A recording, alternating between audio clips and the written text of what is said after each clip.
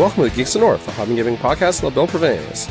This week I'm here with Antoine, and we're talking about Arena Rex and CaptainCon. So why don't you sit back, relax, grab a paintbrush, and enjoy the show.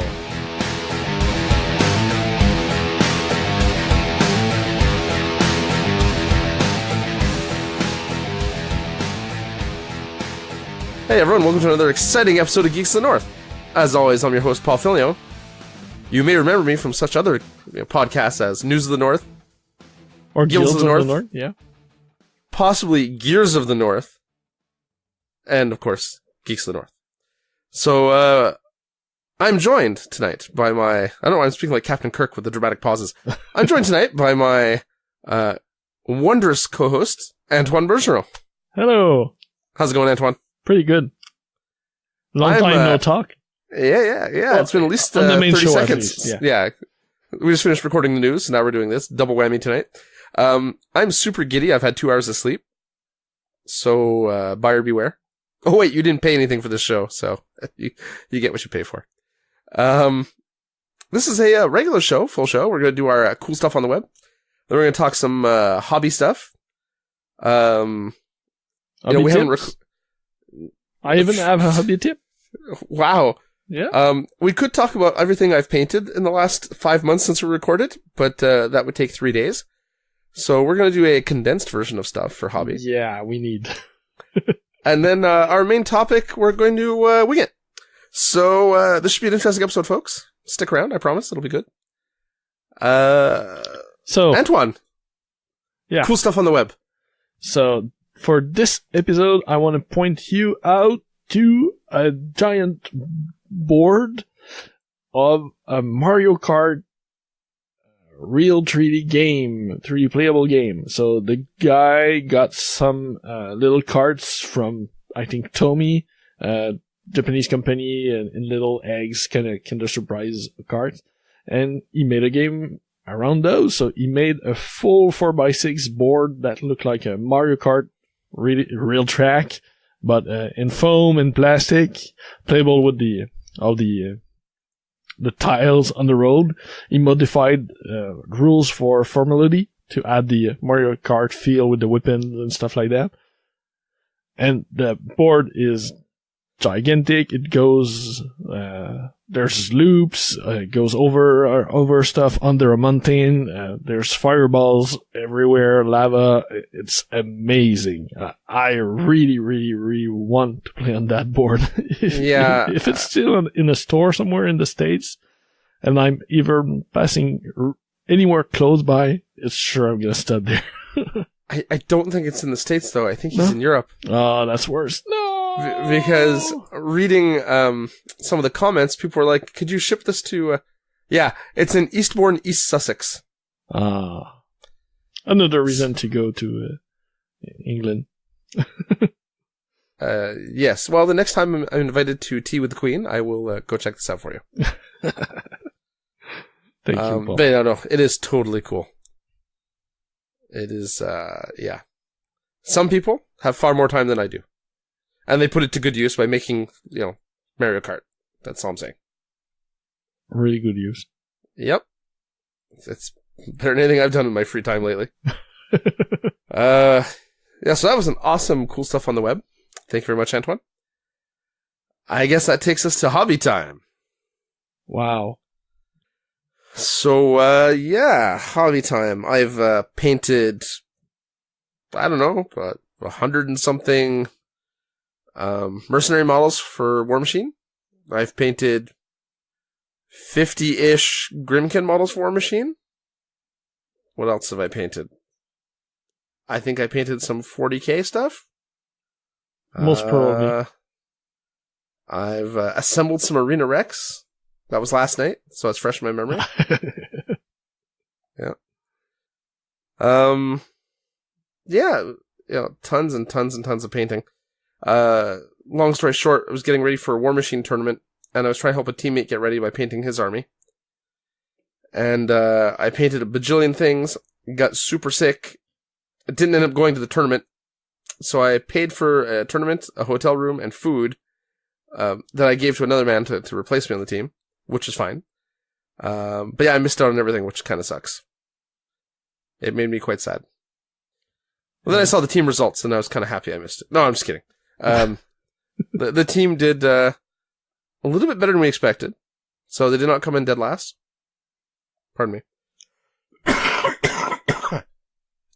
My plague-ridden children have made me sick. So yeah, they did not come in dead last, which is cool. Yeah, they even won a round. Yeah, exactly.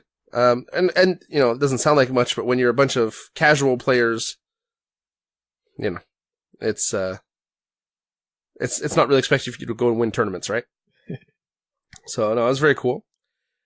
And yeah, I've been playing a lot of War Machine, you know, because I've been hobbying it, but I've been playing it, practicing lists for the tournament and stuff. And yeah, I've been playing lots of games. Last week I actually went and played some War Machine. We have a local gaming group that meets in someone's basement. He's got like 6 or 7 tables set up. It's pretty awesome. And I was playing there, and I get accused of playing like a competitive list. So this wounded me deeply. I mean, the list, I guess, could be seen as fairly competitive because there was a bunch of good models in it. So that's fine. I've decided to shelf that army for now. And I bought a new army this week that I'm going to paint up in the next few weeks. And I thought I'd be something a little less competitive. So if you play War Machine, I'm going to play Nemo 3 and Signar. Yeah, less competitive. Yeah, exactly. Exactly. I'm going to pair it with some Siege and Gravediggers theme list. So that'll be a little less competitive. Yeah, full casual. Yeah, full casual. So it was fun. Actually, and Nemo, I've got 2 lists with him. Only one of them is in Storm Division with 2 Storm Striders. The other one is in Heavy Metal with only 1 Storm Strider. So clearly non-competitive. See? I can be non-competitive. I'm going to be non-competitive all over their faces. No, okay. I'm not bitter. It's all good. So yeah, so I'm looking forward to putting that stuff together. I've had a Signar army kind of sort of painted, sort of being worked on forever. And it's a good palette cleanser because painting Merc stuff there's only so many green models I want to paint, and I'm going to paint some blue for a while. You're not keeping with your original yellow? No. For one, I can't duplicate that color anymore. Oh. I don't know what I used to paint it because it was painted so long ago. And I've tried all kinds of different paints. I cannot find it. It may have been that old GW Foundation paint, and in yellow, which is slightly different, slightly more mustardy color than the replacement color for it. Mm-hmm. So nothing quite lines up. And also my painting style's changed. Oh yeah, so, that's for sure. I mean, the other models were fine. They're very clean. But there's no shading, there's nothing to it. No highlighting, so... Pardon me, to go back and touch those up, to bring them up to current level, then paint a whole new... And yellow's a pain to paint, so... I'm just gonna paint some Signar blue. A poor man's version of Yom stuff, because his stuff is gorgeous. And, to start that off, I painted 16 trencher models last weekend for fun, so, as a palette cleanser. You have a strange way to palette cleanse by doing more of the same, I find. After painting, 20 elements, 10 elements, and a bunch of Grimkin infantry, you go for models that are clearly similar, but just less zombified. That's right. That's exactly right. Yeah. I'm a creature of habit, Antoine. What can I say? Yeah, we're getting ready for Adepticon. I'm actually leaving for Chicago next Tuesday. We're driving down, me and my buddy Ben. And I can't decide what I want to take. I think I'll probably just take my Mercs, since they're pretty much full painted. Though I'm going to try to get my trenchers finished so I can take a Lily's Resistance theme. Oh. Yeah. So once I get the trenchers done for that, I can take some Stormblades, which I have painted. And that should line up pretty well. So that'll be cool. It'll be a fun trip going down there. Gonna play some War Machine, play some Guild Ball, play some Arena Rex. Mm-hmm. And, so I'm going to spend some time with some of my favorite painters while I'm down there. Jim and Kathy Wapple, Jessica Rich, Mr. Justin from Secret Weapon Miniatures, Elizabeth Beckley. And I'm really looking forward to trying, it's going to come to me in a second, Wander, the board game. Mm-hmm. So that's a cooperative dungeon crawl game with anthropomorphic animals. We actually did an episode where we interviewed Jonathan and his partner, Keith. Had to pause for a second because I'm like, is it Heath? Is it Keith? He hates one, he likes, one's actually his name. I couldn't remember which one was which. Heath Foley, not Keith Foley. It's Heath. Heath, yeah. Okay, I don't know why it's so hard for me. I'm sorry, Heath. If you listen to this, which you likely won't, but if you do, I'm sorry. I don't know why I always confuse those two. Anyway, yes, Heath Foley. You know, and I know the man. I talked to him like a week ago, because they're actually releasing a bust. They worked with Big Child Creatives to release a bust, of Mary Fixit, I think is her name, isn't it? Yes, it is. And it looks super cool, and I have reserved one. So, yeah, I was speaking to him last week, so I clearly know the man's name. I just suck with names. But yeah, so that's gonna be a fun time. And, yeah, get some painting done while I'm there too. Because that's a big part of that event for me. There's a huge hobby area, and I basically set up shop in it. Yeah. And going by car, you won't be limited in bringing your painting supplies anyway. So. No, that's true. I'm gonna bring my my paints, my airbrush and compressor probably, and even some oil paints to try some new techniques out. So that should be pretty cool. But yeah, that's about it for hobby and gaming. Without going into too much detail because there's too much to cover. Yeah. Yep. Getting lots of stuff done. What about you, Antoine? Less than you did, for sure. Maybe a bit more diverse, though. I don't remember everything. It's been too long.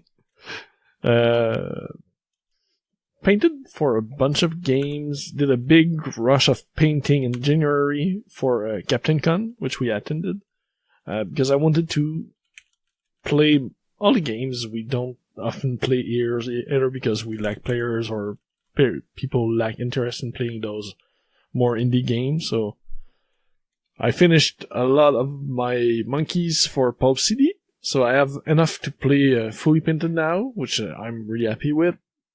And they came out great. I'm really happy with them. Painted some Arenarix. Didn't end up painting enough to play it, but it's on the way there. And I also painted a lot of my Relic Knights, my Shattered Sword Paladins. There was an event there on the Sunday, and I wanted to... They're not finished. None of those models are finished, or maybe one. I think I finished the Cypher. Woo! Smaller model in the list. But the rest are all base coated and they have finished bases, so even in the pictures people don't really see that they're not done. Well, the base is a really high contrast to the rest of the model, right? Yep. Because the model's like a darker purple. And the base is like a bright gray comparatively. Yeah. So the bases just catch your attention. Mm-hmm. And as the bases are fully done, it helps. More recently, I've painted a couple models, Weird West models, so I painted one of the Cowgirl by Bombshell Miniatures, and I painted a Jackalope by Stonehaven, because I got, maybe a couple of weeks ago, I got Dracula's America, the Weird West game by Osprey, and I was in the mood for that style, and just going through my lead pile, I stumbled upon those two.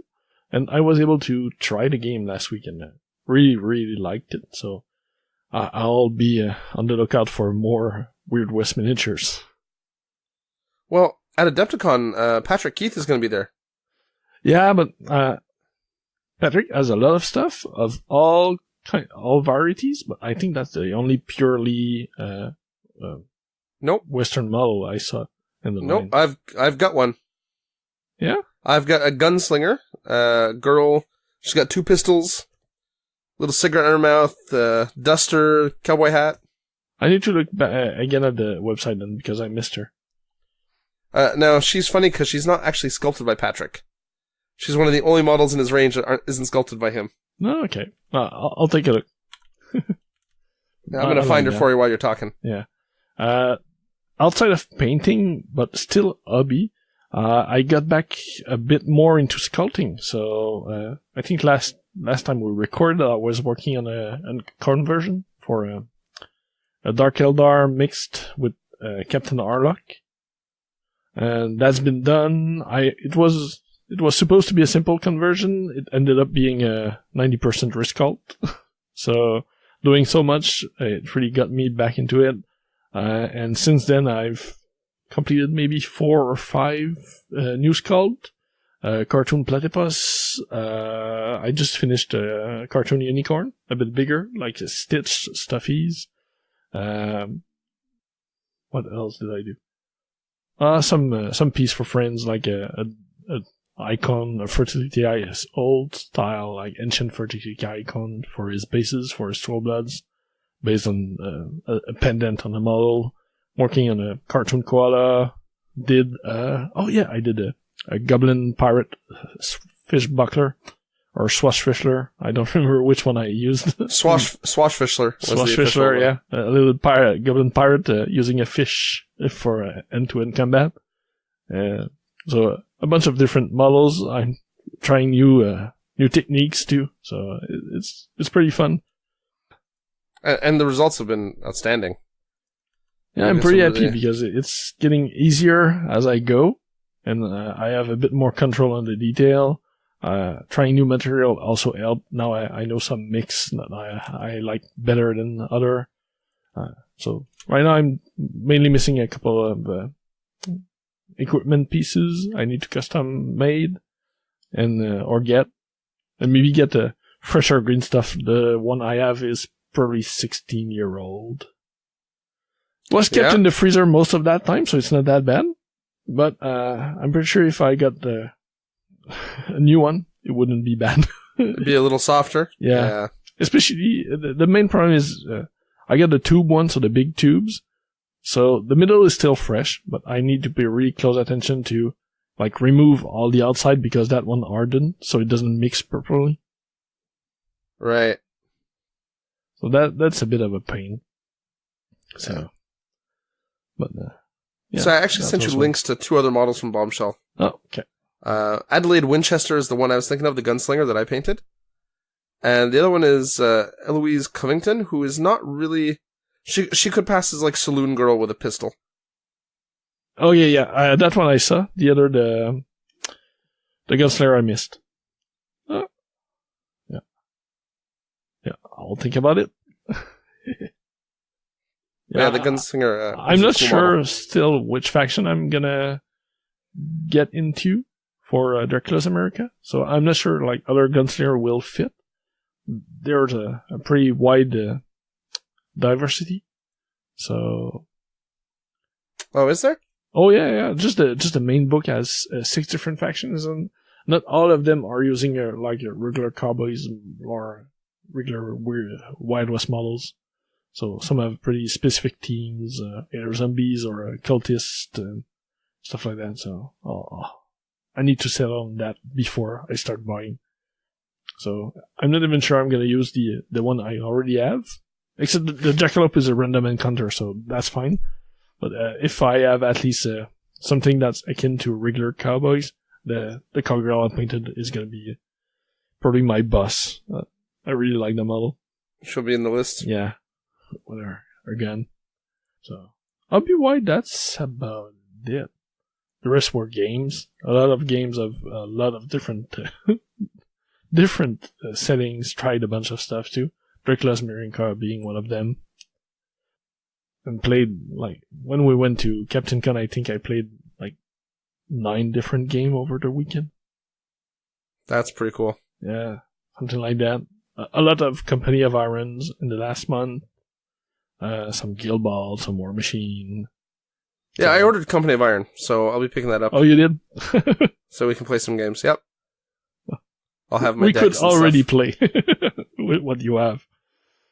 Well, I don't have the deck. You don't need it. It's one per player. It's one per game. It's not per player.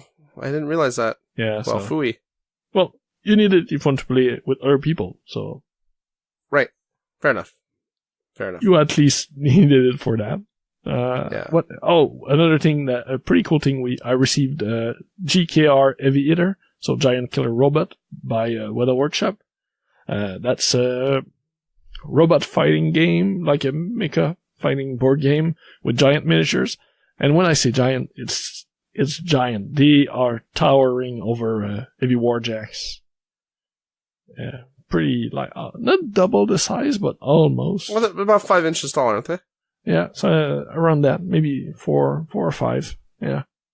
Oh, they look pretty cool. The quality is super good. We played a game with Steve and Francois, one of our hobby night after a Guild Ball game, and it was fun. You guys seem to be doing lots of laughing. Yeah. I was getting the crap kicked out of me by Yom. Yeah, at the same time. Yeah, a lot of fun. I really want to retry it. Now that I had at least a game, I'm gonna reread the rules, see what I missed or didn't, and also we'll go back in the game before a bit less gung-ho. I was in the middle of the boat of the other guy and got just whacked. Well, these things happen. Yeah. But it was really enjoyable. I really liked it. So. Like I said, look like you guys are having a lot of fun. A lot of cool components. Yeah. The 4 big model, the big robots are pre-painted, but the rest they have like support pieces. So smaller robots that are at least color coded. Really cool cards. They have the buildings. The buildings are cool. I saw some. I passed on it because I didn't want to invest too much during the Kickstarter, in case I didn't like the game. But they also have the plastic or resin. I'm not too sure. I think it's resin, but resin buildings. So they're all textures on the outside instead of being just a plastic topper and bottom with cardboard for the main body. They have a plastic piece with texture windows and stuff like that on it. So they look really good. I saw some pictures of the final products. And yeah, if I play at least another game or two and don't get bored or with the game, I'm pretty sure I'm going to invest in that pack when it comes to retail. You're weak, Antoine. Yeah. Says the guy with like 5 or 6 full War Machine armies. Mm-hmm. And a lot more than that. I don't want to talk about it. Yeah. I have variety. You have depth. yes, exactly. And that's why we make a good team for this podcast. Yeah. Speaking of thing to buy, I'm still looking at Deep War, and I found somebody local who have some to offload, so I'll probably have some fishies soon. I just... Every time I see something for Deep War that comes out, I love the manuals. I love the concept. So, yeah. I don't know anybody who would really play it with me, but just painting them, hobbying, doing maybe some terrain. Well, I love it. They should be at Adepticon, because usually demoing it there. Is there something you'd like? An individual model or something you'd want to paint or that I could pick up for you? Maybe I'll need to look at the list. My treat. They have so much stuff. My gift to you, I will buy you a Deep Wars model to paint. Oh, wow. Thank you. Thank you, Paul. You're already doing other commissions for me or other, just, errands. I'm running some errands. Errands, yeah. I wasn't going to say ninja shopping. Yeah, ninja shopping is about it. Yeah. So. Well, those awesome goblins, right? Those are going to be cool. Yeah. And ninja dropping too, because, the unicorn did cast well, so. That unicorn is... You have to buy and give for me. Yeah. We have to see how many of those unicorns you can cast. I want to buy a couple from you. The mold should work for about 20. So before I have to do another one. Okay, that's good to know. Because I would like to get one to Liz because I think she'd enjoy painting it. Yeah, for sure. Or in Mark, if you see Mark. Yeah, exactly. I don't know if he's going, but that's a good fit for him. He's teaching a class, so he should be there. Oh, good. And I was going to say, and Mark Maxey would probably like one too, because it's totally his thing. Yeah. That would be awesome. Yeah. The question is, can I cast those before you leave, and see you before you leave for Adepticon, though. Well, I'm only leaving next Tuesday, and I'm here all weekend next weekend. So we'll plan something. So we should be able to get together. This should work. Yeah. And do a hobby night or something. Yeah, that would be good. I need to do some, because with February I didn't touch a brush. Well, except the first couple of days, because we were painting a bit at CaptainCon, just to finish the models for the Reddit night event on the Sunday. But yeah, that's right. The only painting I did all month. The rest was all sculpting for me. So I'm just getting back into it with the couple of Weird West models. But even now, I'm already back to sculpting. So. Well, the new addictions, right? Yeah. But that doesn't help my miniatures get painted for the tech, the team tournament No, that's machine. true. So I need to assemble some models and try a list, because I'm trying a new caster or a new warlock. So I have no idea what I want to play with him. I need to try it out, because the last time I tried it failed miserably. So. Well, that's the nice thing. Since I'm playing my mercenaries at the tech, it's mostly all done. Yeah. So I may have to paint one or two models. But that's really it. Hopefully, the tech is in the beginning of June, isn't it? Yes. Oh, that's unfortunate. It's around the same time as Lock and Load, right? I have no idea when it is this year. So. Yeah. No, because I was thinking with the Crucible Guard releases, the Toro comes out, which is the new Crucible Guard / Mercenary Warjack. Mm-hmm. And it looks cool, and I really hate the plastic Nomad kit. I think it looks terrible compared to the old metal one. So I've got 2 of the old metal Nomads, and I really need more, but I don't want to buy more. But I need something that's a little less costly than Mangler at 15 points, and the Toro fits in at 13 points. So the Nomad's 11, the Toro's 13, the Mangler's 15. And the Toro has some interesting rules too. It's got countercharge and stuff on it.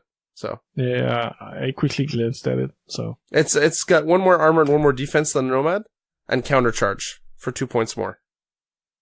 It's not as good as a Mangler, but if sometimes a Mangler just doesn't fit in the list, right? Yep. So I'm looking forward to picking up a couple of those.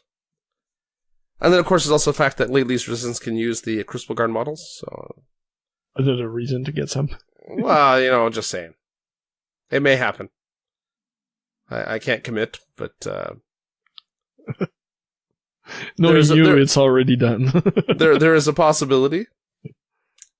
Antoine, that wounds me. You wound me, sir. Like I said, depth. More factions for the same game. But at least at the rate I'm painting stuff... yeah, for sure. Yeah. I mean, I'll never win an award for my painting, but not many people can say they have, 2 or 3 full paint armies at any given time. So I'm pretty happy with that. You keep saying that, and you got a silver at the Reaper, so... No. Yeah, but that model's painted better than most of my other stuff, right? Like, my armies are well painted. I'll tell the story. Remind me during the second half we were talking about CaptainCon. Yep. Remind me to tell the story of Yom and me playing again. I know exactly which one you're talking about. That is an awesome one.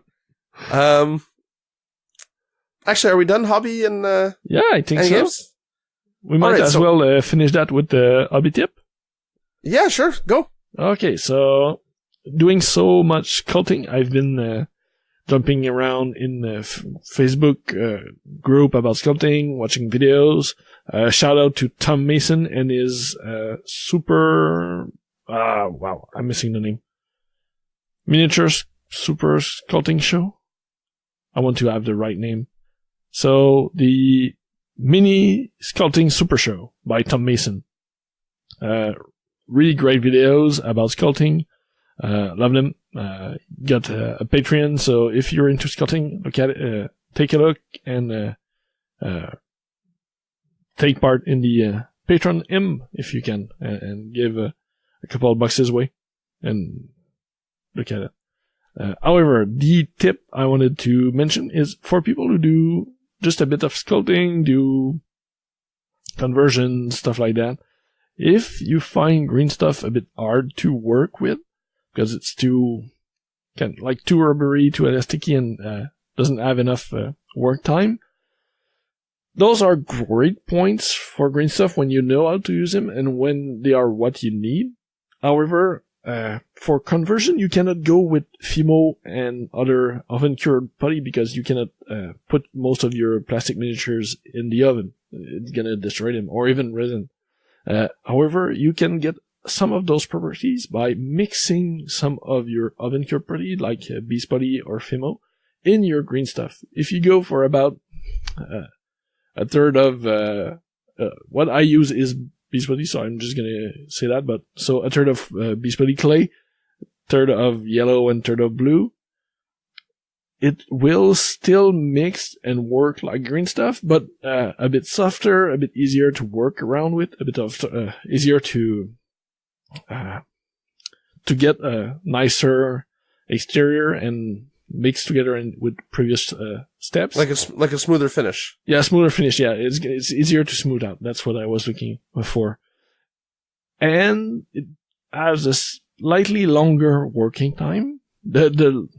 The only bad part, it also has a longer curing time. So when you're done with a piece, you need to wait a bit longer. However, it does cure fully. So even by having clay in it, it will still cure, but you get to have easier to work with green stuff. Well, that is a good tip. Yeah. I'd heard of people doing it, but I had no idea what the proportions were, so it's nice to know. Yeah, I read up to half and half, but I think if you go that route, you might have to still bake it a bit to be sure it's fully cured. However, by doing a third like I've been doing, I had no problem, and it cured fully completely, and I don't have any marks or soft spot in it. So, no, that's super cool to know. I'll never use that because I suck at conversions and modeling. Yeah, you asked me to do it for you, so. That's right. Hey, I know my weaknesses. Yeah. I have a model of yours too. If you need 45 models painted in a week and a half or 2 weeks, you let me know. Yes. If I need something gap filled or whatever, I will talk to you. Yep. There we go. To each his force. Exactly. All right. So why don't we take a break? And then we'll come back and we'll talk a little about some CaptainCon and maybe our winning game from the weekend. All right, so we will be right back, geeks.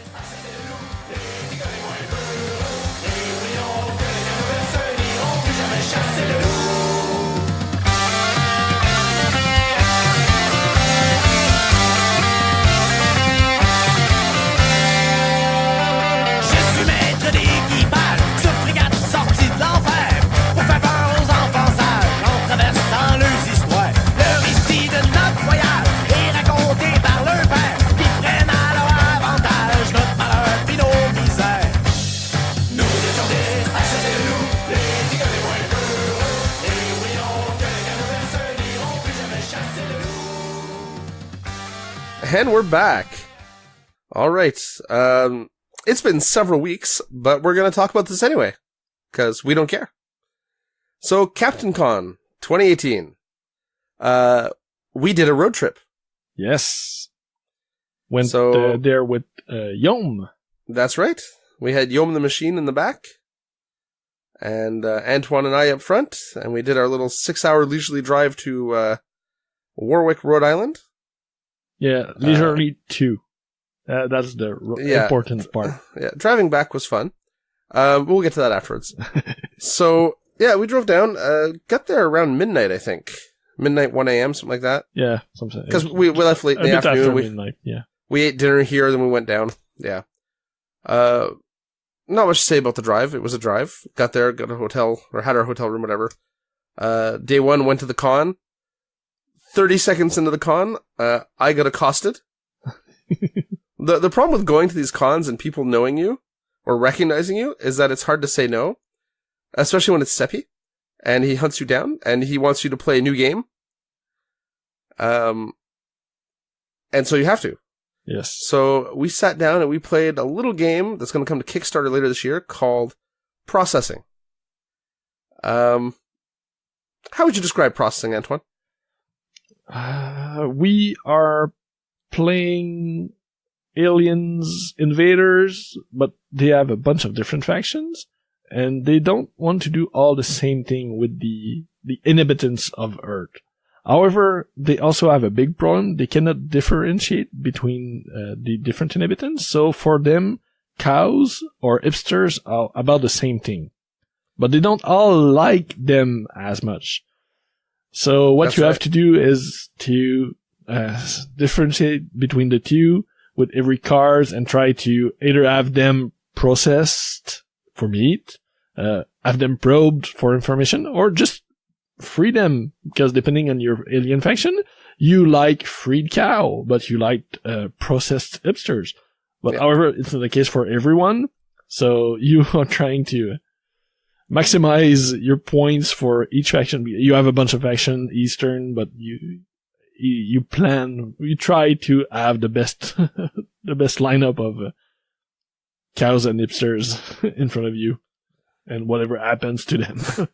That is the strangest, most disjointed explanation ever. I love it.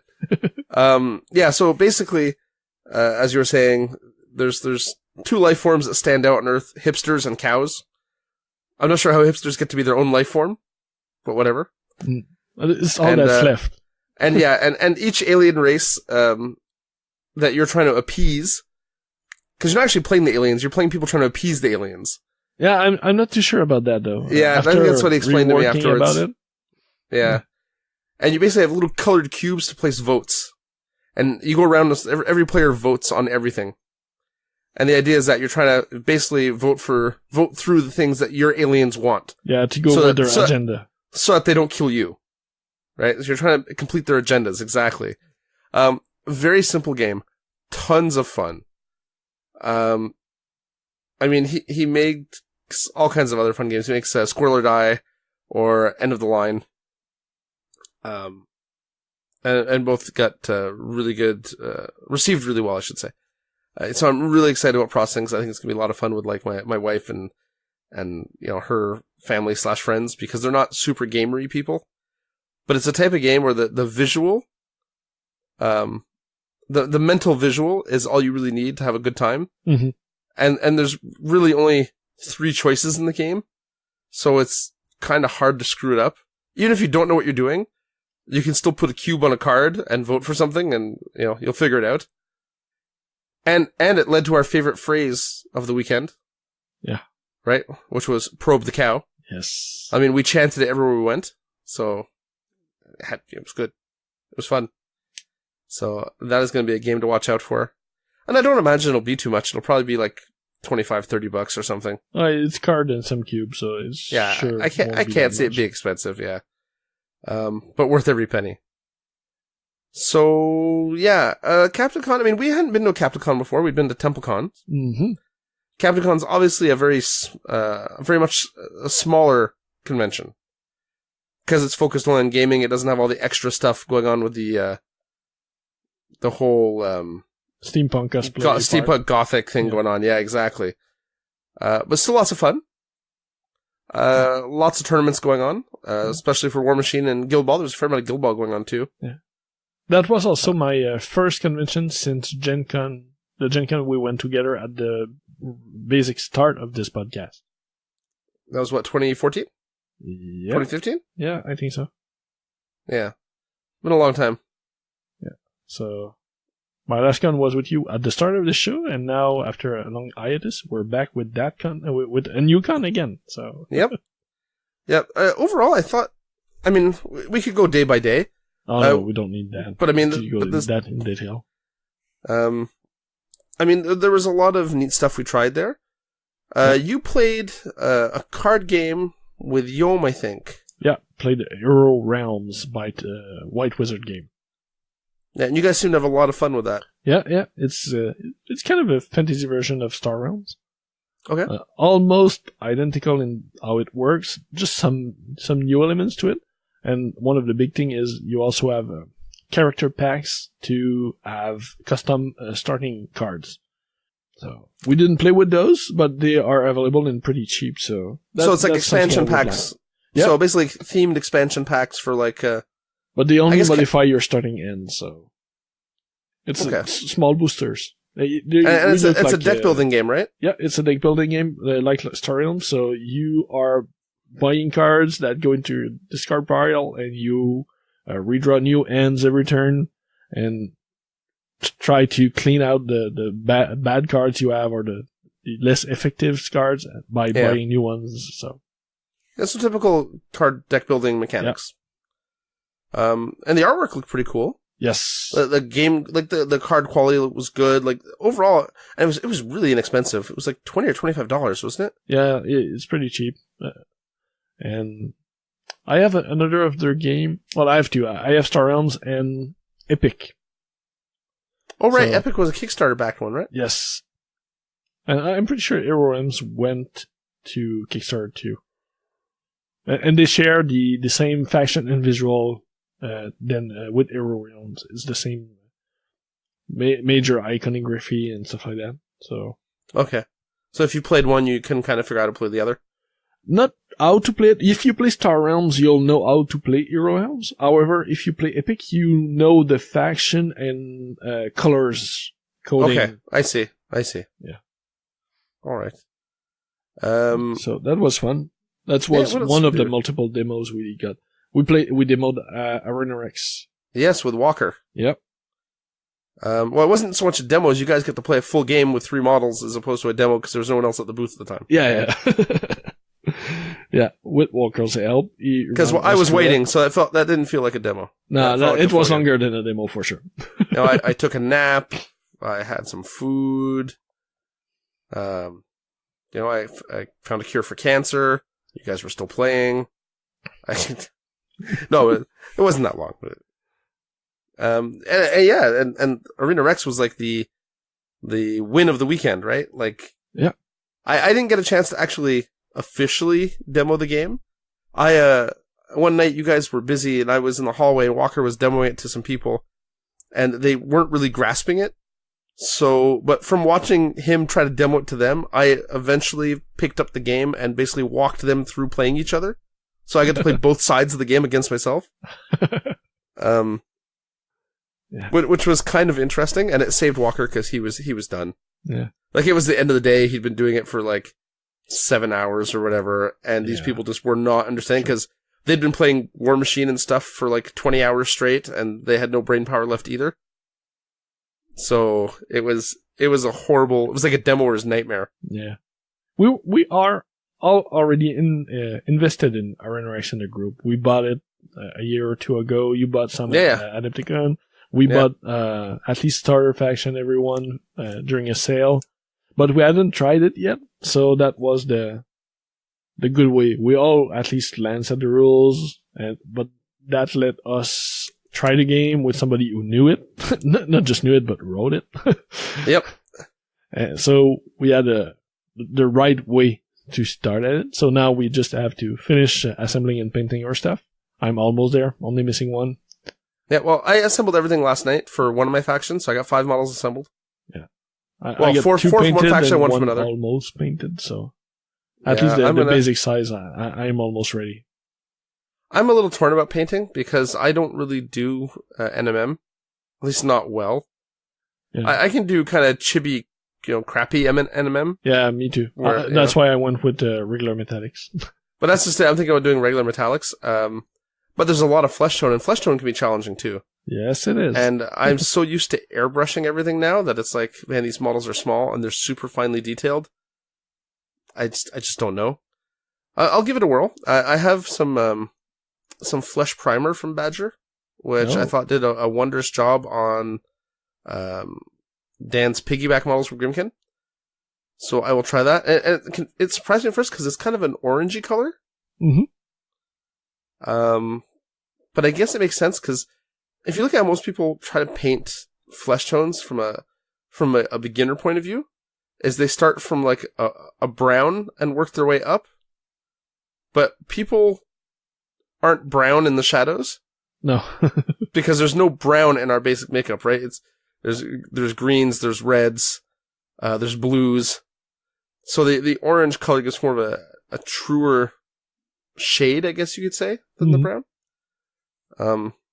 In worst case, you have a bunch of tangerine trumps. Bunch of tangerine what? Trump. Oh. Wow. Had to go there, eh? Yeah, that talk about unnatural coloring. Anyway. Yeah. Yeah, hopefully they don't turn out that color. That would be kind of depressing considering the price of those models and how nice they are. Yeah, so I assembled those last night, and man, the detail level. Unbelievable. The hardest part of those models putting them together was taking them off the sprues without breaking them. Yeah. Yeah. Oh, yeah. I hear you. Because that resin is very brittle. Not the worst. It's not like cheap China resin, so it's not that brittle. But the pieces are so small that the pieces are, yeah. That's exactly it. So it's challenging. And there was a couple mistakes on my part. Luckily, they don't really show because of the way the pieces fit together. But how the models fit together surprised me too. Because I expected to have to do some green stuff or some fiddling, and everything went together so smoothly. Oh, I was not that lucky though. I had a lot of warping to correct and gap filling to do. I have one warped piece, which is secondary. It's the net that I think his name is Marcus Furious is holding. Oh, okay, I think that's good. It's kind of warped out into mid-air. It looks kind of weird when it's supposed to be pointing down towards the base, like it's hanging out of his hand. Oh, it's not that bad.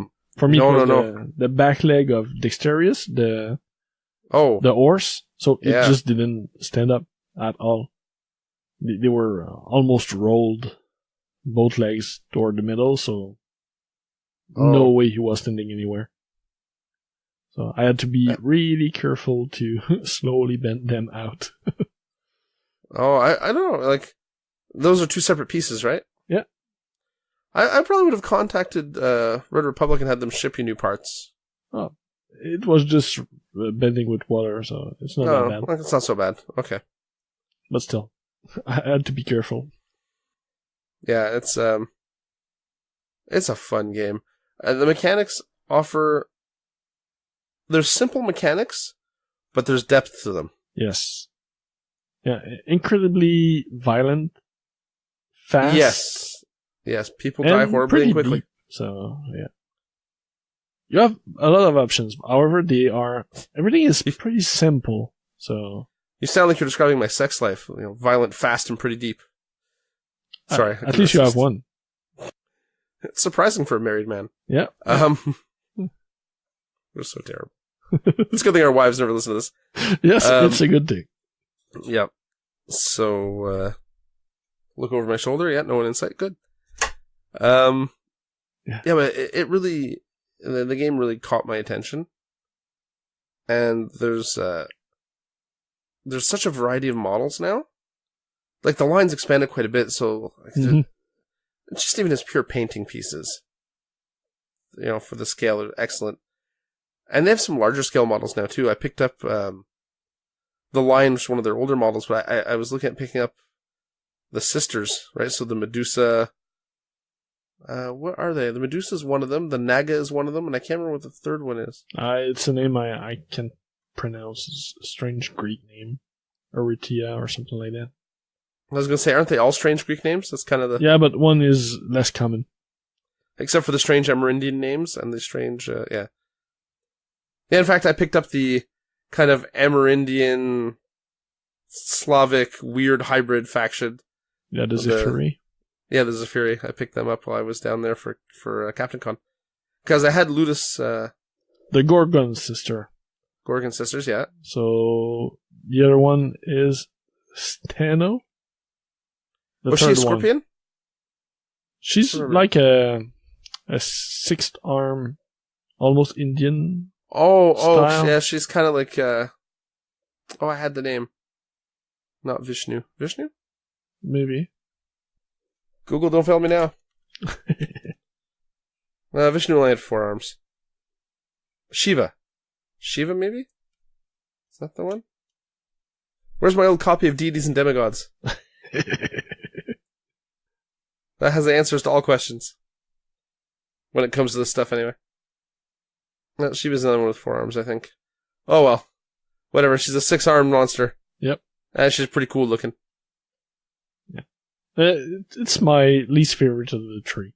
I really prefer the Ariel, the Naga, and the Medusa. Medusa's really nice. Yeah. Though I'll be honest, all the transparent cloth effects intimidate me. Yeah. I prefer the Naga, though, but she's really big, though. So yeah. She's pretty challenging model to paint, too, just by sheer size and all the scales.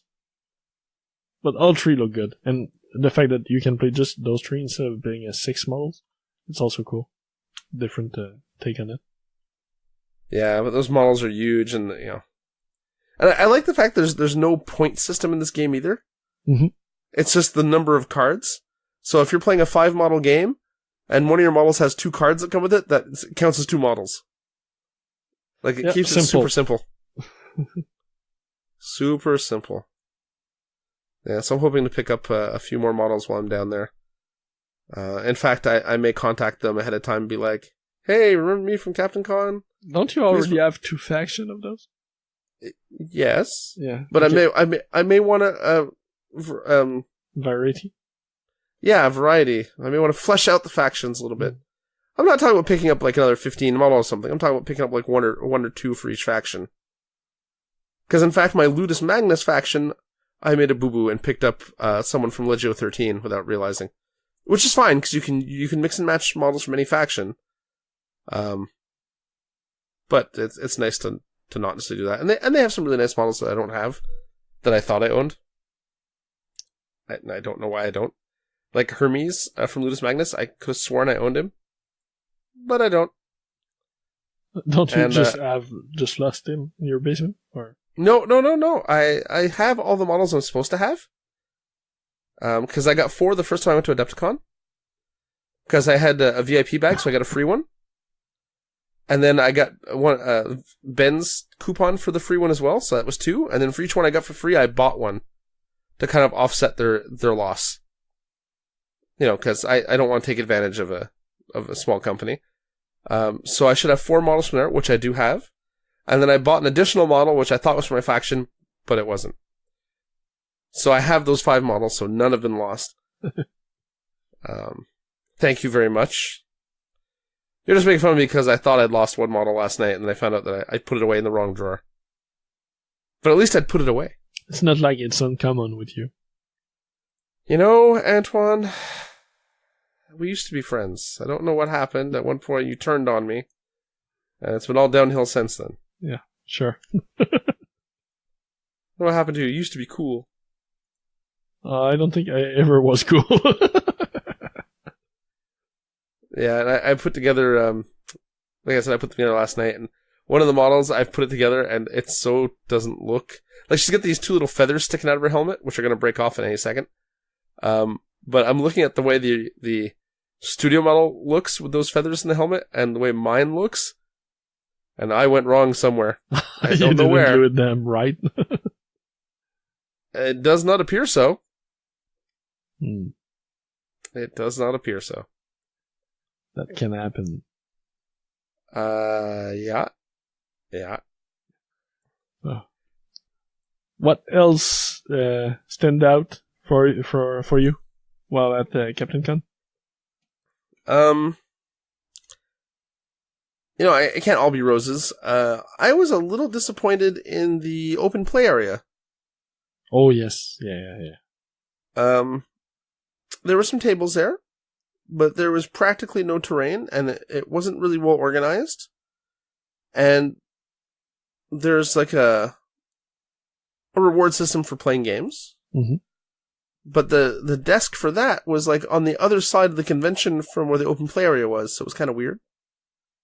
And it seems strange to go to the open play area and have a bunch of blank tables with nothing on them. And I think the reason being that with Steamroller 2017 for War Machine, the terrain requirements went up quite a bit from previous years. So I think they had all the same terrain they had always had, but now because they had to put 2 or 3 more pieces per table, when you're making 50 or 100 tables, that's a lot of terrain. Yeah. So I think they basically they didn't have enough to cover the open play area and the new tournament requirements for War Machine. That makes sense. So I had to go and buy, which I don't regret because it's a nice product. I bought some flat terrain from Broken Ink Games. Mm-hmm. Well, and they make great stuff. So yeah, what I found there was missing, and that's not on them probably because I don't know who owned them, but my last experience at that venue was at TopicCaptain where they had the scenario tables. Mm-hmm. The big scenic tables full of like the one with the giant colossal. Yeah, the one with the dock, the cave one. So those were fun. That's what I mostly played. So not having any of those there, or similar to they had 2 tables for the multicaster game, the Thunderdome, but that's not a format I enjoyed that much, and I didn't bring enough models to even play it. So yeah, I would have preferred just the scenario tables, but if they're not the owners of them, I can't badmouth them for not having. Yeah, there's only so much they can do, right? If it's not theirs. Yeah, just a remark that was a big pull for me. Yeah, I can see that being disappointing. All right, what else went on there? I mean, the usual stuff. We went to Iggy's, got some chowder. Yeah. As usual, we played in the this 6th generation Mega Battle. Yeah, that's right. We tried Rune Wars. Yep. Which we were all kind of let down by. It was a lot of fun. Many thanks to Russ and Craig. The experience was fun. The game itself, like the rules, not sold on them. Yeah, it wasn't bad. But there were some weird things, like, because it uses the pre-plotted movement, like from X-Wing and stuff, it uses that flight path system, a variant of it. Mm-hmm. You say you're going to advance and charge a unit, let's say. But then that unit charges you first. Well, then your action is wasted because you selected a charge, but you can't charge a unit you're engaged with, so you just don't do anything. Like, stuff like that felt clunky and weird. Like, why can't I just attack? Yeah, not having fallback or default options. I could see if I told my guys that they were going to turn around and walk the other way and they get attacked first, they lose essentially their turn because they can't run away. Mm-hmm. But they can't attack either. But if I was prepping for an attack, it seemed weird that there was no fallback to combat, regular basic combat if, something happened. Yeah. Aside from that, I think the way the armies were built themselves was not necessarily ideal because they were trying to maximize point cost to get to a certain point level. So in Rune Wars, if you take, like, say, a unit of 4 knights, let's say they cost, a unit of 4 costs 60 points, but a unit of 8 might cost 100 points. So it's more points efficient to take the bigger unit. Mm-hmm. But they intentionally broke stuff up into several smaller units to make more points so they hit their target of points that they wanted to play. Which meant you had a bunch of, like, small units kind of running into each other. Yeah, because we were playing on the format that's usually for half the point we were playing. Yeah. So having more smaller units made it a bit harder, more difficult to move around. And then terrain, because of the fact you have to be all in or all out of terrain, there's no... there was just some strange factors. The rules didn't scale to that size very well. Yeah. Right? I think there's potential there. Mm-hmm. And I certainly think as a starter game for people, it has potential. Like if you're new to miniature wargaming, I could see that working for people. The other thing that surprised me was the price of the miniatures. Now, I know the box set was fairly expensive, but it comes with a ton of stuff. When I found out afterwards what the price of the models were, it seemed to be more expensive than I expected. Might be because of the way they do it with all the cards and extra stuff, a bit like the X-Wing. Well, that's just it, yeah. Like a unit of 4 knights, I think he said was about $25 US, or maybe even $29 US. But if you want to have a unit of, 12 models, you're looking at $75 US.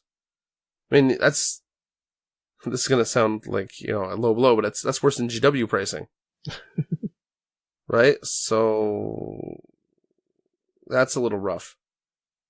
Yeah, it's like the more models you get, the less cost efficient the game becomes. Which seems strange. But on the whole, I thought the models looked nice. I hadn't seen them painted up in person. Yeah, they look good. I thought they looked good. I really like the elves. Yep, I thought they had a nice aesthetic to them. Very traditional high elfy. Wood elfy, I should say. Mm-hmm. Yeah, and the experience was fun. Like, absolutely. They ran it super well. We finished everything they had in mind in time. Had price for everyone, so. Yeah, pretty much, yeah. We walked away with board games. I get this weird board game that we'll probably never play. I picked up based solely on the fact that it was published by Stronghold Games. Mm-hmm. And I know they published a lot of good stuff. And then I kind of regretted that choice afterwards, and I went back to the table and started reading the box. And it looks like a very complex, weird kind of game. And even Russ looked at it, oh yeah, that's an interesting game. It's really kind of strange where you have to do stuff. And that was like the best thing you could come up with to say about it. So, another great sell. Yeah, exactly. What else do we do?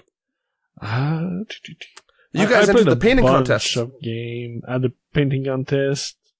Before we go to the painting contest, just mention one last game. I think that's my highlight of the weekend. I was able to play Pulp City with Devin Peterson, one of the developer on Pulp City. Yep. Yeah. That was Devin. One of my main events for the weekend, going to play Pulp City there. Devin brought stuff to do a bunch of tables, a lot of terrain on there. He owns practically everything for the game except the last few releases. And we had a game together, and two people, like a couple of games, I played maybe a handful of games before going to the con in the last year or two. Mm-hmm. We're always learning back the rule because we don't play often enough, and it can be a bit slow. However, playing with Devin, so him knowing fully the rules and me having read them back before the con to be sure I was up to date, the game played really fast, so it fit the cinematic fast style of superior combat I was expecting of it. It was really fun. They have some really nice models too. Yeah. Like some of the sculpts are not great, I'm not gonna lie. But some of the more recent stuff they've done looks really good. Mm-hmm. I was really impressed. And Devin's just a lot of fun. Like I met him a couple years ago at TopicCaptain actually. Mm-hmm. And just a fun guy, great guy. Yeah, I mean I played. I didn't demo that much stuff. I can't even remember what I demoed, but I played some games in the open area. I played against you, so I drove 6 hours to play against you. I played against Yom. Yeah. And this is the Yom story from earlier in the show. So, we're playing a game, and it's, I think we're playing full 75 points. Yeah, it was a full 75 point game.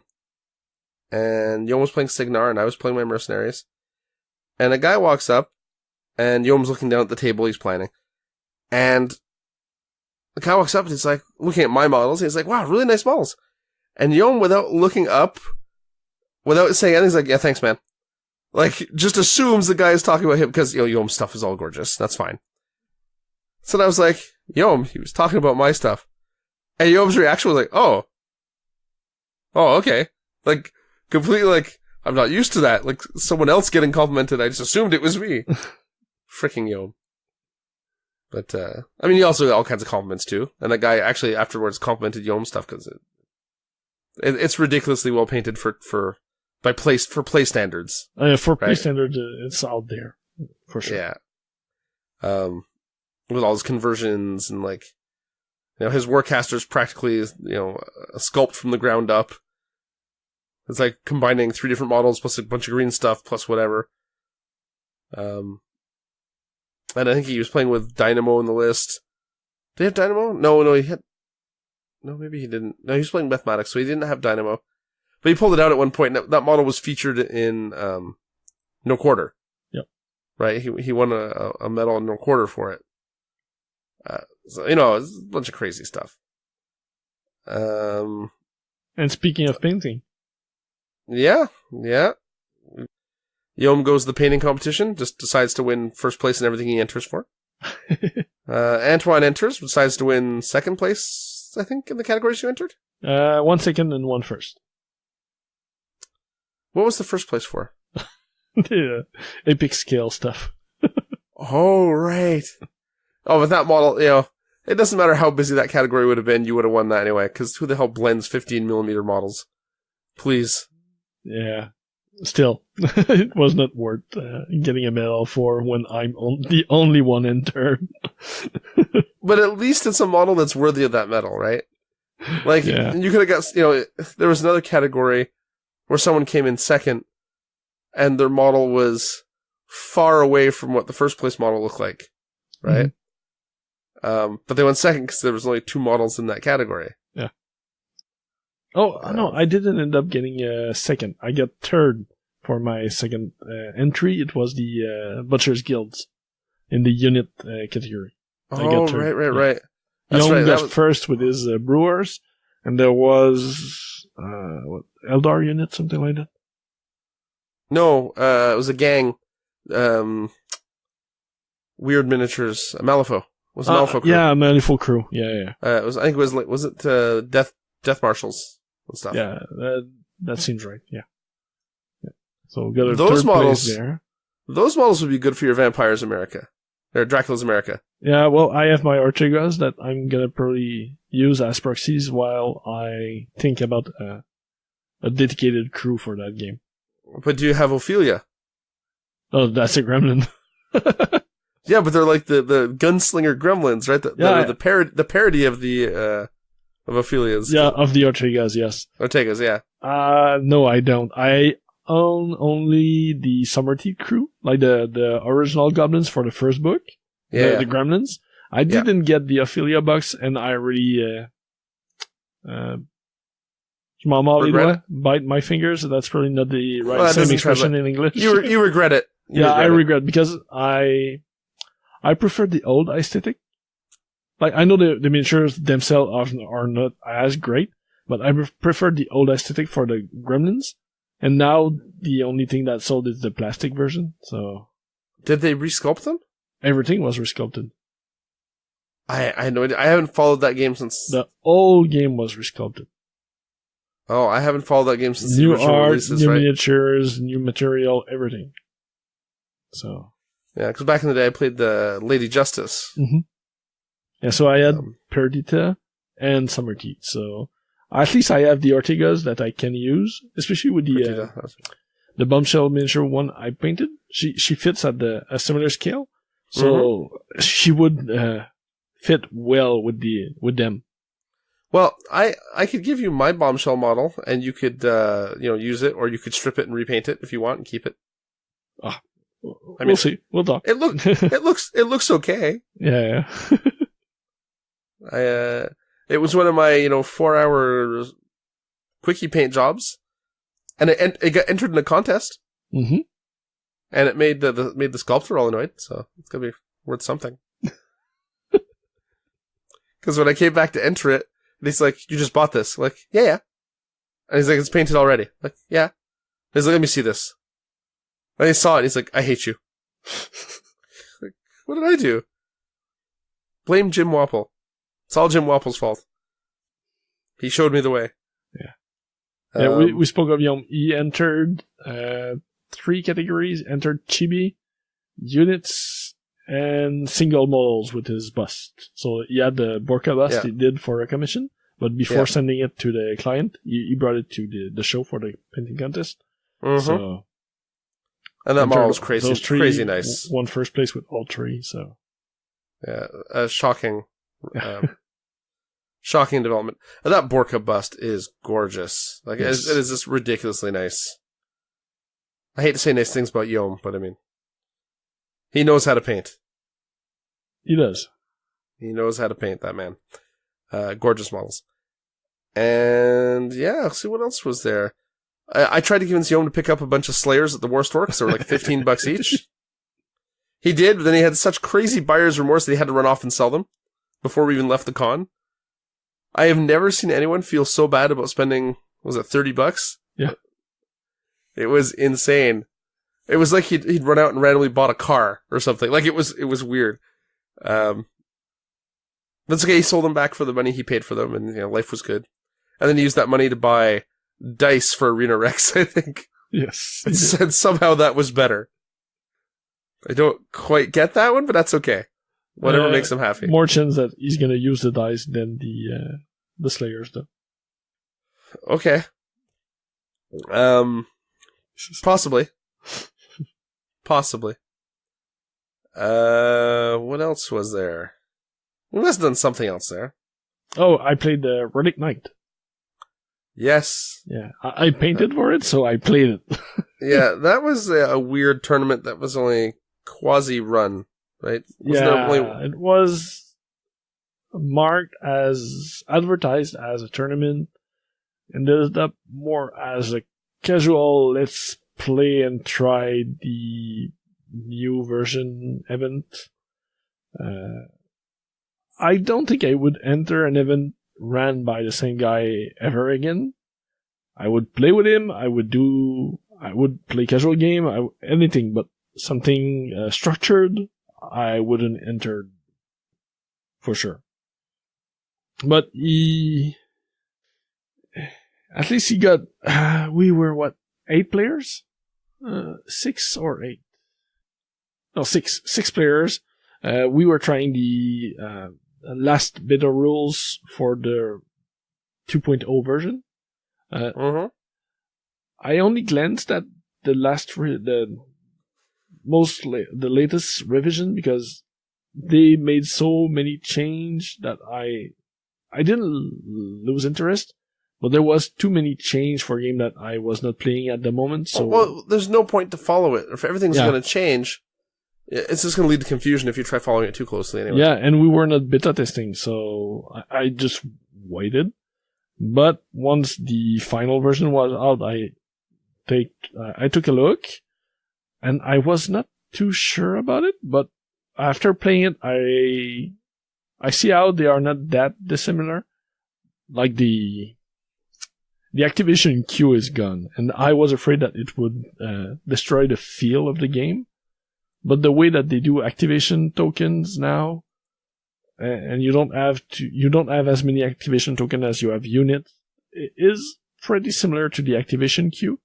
So in the end, the game feels pretty similar, but it's cleaner, and it does play a bit faster. So it's similar but different.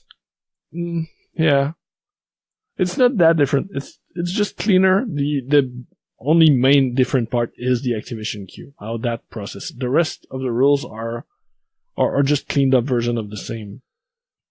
So still works with the Esper cards to pay for your effects by using your hand. So armor is a bit changed, but nothing major there. The big change is the activations, the way you activate models. The order you can pick your activation instead of being pre-planned with the activation slots. But outside of that, the game feels great. If it wasn't for the fact that the cards are not available, that like the unit cards are not formatted for ease of use, I would probably try to get some games locally. But right now they are only like this plain text version for the beta, so not exactly usable.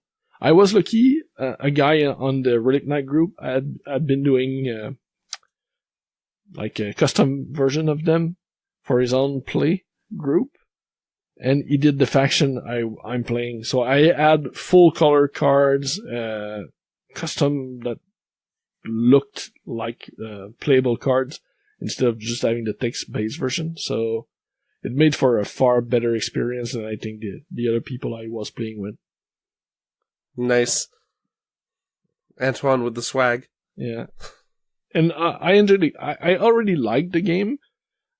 And the cleanup version, I liked better. So I just happy I got into the second Kickstarter. And I just wish the card would come sooner than later. However, I think they're in the second the second wave. Only the new 2.0 box and 2-player starter box and book will be in the first wave, sadly. Okay. So hopefully there will be a PDF that we can print and use. Because I want to play it, especially as I painted those. So for once, I painted fast a unit.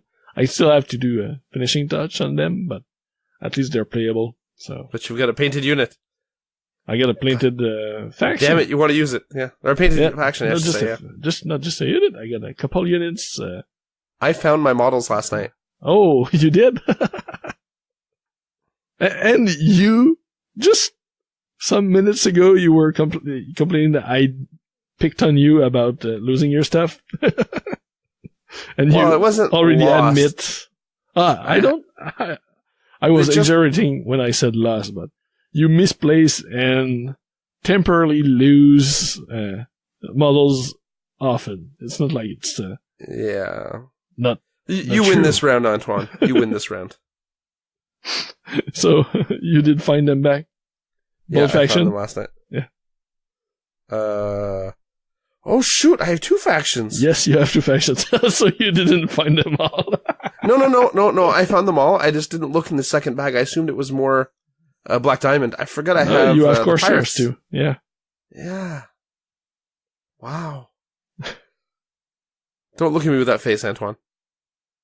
It's not my fault. I have a problem. Yeah. I have 2 factions of those too, so well, we backed the Kickstarter. I keep don't 2 factions. Come in, yeah. So I just didn't sell off all my duplicates, so I actually have playable factions. Yeah. So that's about it. Demoed other stuff, but I don't think it's worth going through the whole list. Like you mentioned, played War Machine with you, and got a Guild Ball game into, and the casual tables. Yeah, the funniest War Machine experience of the weekend for me was Matthew McWaters, who's a local War Machine player, who is getting to be fairly well known. He found out that I wasn't really playing War Machine at the event, and randomly made me play against one of his teammates from the team tournament, where I think they went 5-0 or something in the team tournament. So I had to play this guy actually do what he was doing in the game. He was nice enough to play his worst list against me, because he wanted to see what the Osram matchup would be like. So I got to play the list I knew best against the list that he felt was weaker into my caster. So I won, but I don't really take any credit for it, because, I can beat anyone who hamstrings himself, right? So, but it was a super cool game, which is funny. I have a fear of competitive players because I don't like the pressure of playing with competitive people. Mm-hmm. This guy was super relaxed, and he was serious about the game, but not to the point of being like completely over the top. So it was nice. Yeah, so I guess that pretty much covers the event. I'm sure we're forgetting something, but oh yeah, we chat a lot with the various people, and a lot of talking, some drinking, a lot of food. Yeah, a lot of food. Not so much drinking, but a lot of food. And then we decided on Sunday we were going to leave a little early, but we had to wait for you, and then we spent an hour waiting for Walker to be free, so we could talk to him for a bit and pick up the Arena Rex game mat. So we stole his demo mat. Well, we didn't steal it because we paid for it, but you know what I mean. And then we started the drive home during a blizzard. And our 6-hour drive home became more like a 12-hour drive home. Mm-hmm. And it was kind of brutal, because it was like 12 hours to your house. It was 11 hours to my place. Yeah, 11 hours to your place. Another hour from back to my house. So. Yeah. Because we actually had to drive basically past my house to go to your place. And then Yom had to come back to my place because his car was at my house. Mm-hmm. And then I think I worked the next morning. Yeah. It was insane. And I don't really want to do that again. So, of course, next week I'm driving to Chicago, where I'm likely to get caught in a blizzard both ways. But that's okay. Glutton for punishment, I think, is the official name for my problem. Yeah. Yeah. Well, didn't you get stuck last time you went to Chicago because the airplanes were down? So at least by car you might be able to leave. Yeah, well, that was stupid because there'd been what had happened was there was like 1.5 inches of snow in the morning, so the airport shut down. So no planes came in from Montreal. By the time my flight was supposed to depart, the runways were bare, but because no plane came from Montreal to Chicago, there was no plane in Chicago to take me back home. And I had to spend the night in the airport. I spent all day that day and the night, and I flew out the next morning. It was horrible. But yes, this time that won't happen because I have a car. That's the theory anyway. But your 15-hour drive might turn into a 30 if there's a blizzard. Yeah, well, we're only planning on doing about 10 hours the first day, and then the remaining, 4.5, 5 of the next day. So it should be good. That way, if something happens, we have to cut the first day a little bit short, we can.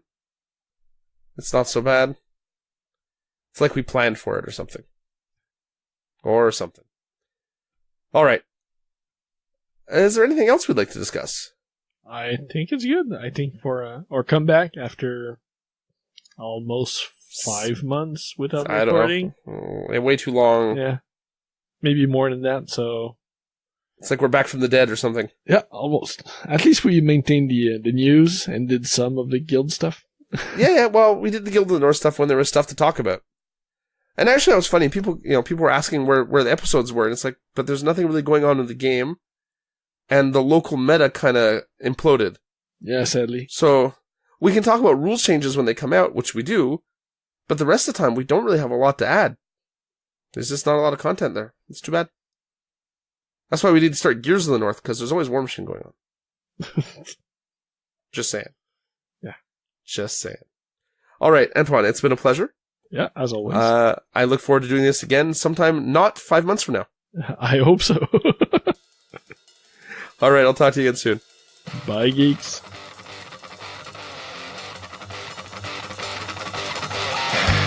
Thanks for listening to Geeks of the North.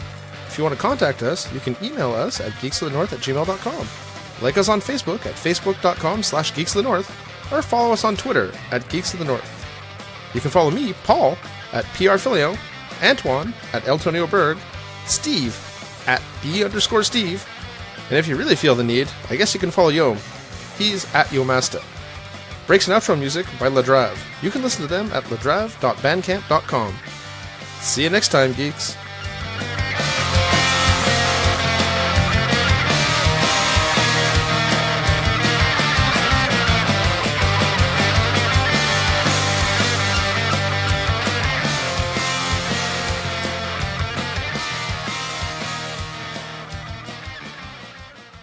Thank you for checking out a United Geeks Network family member.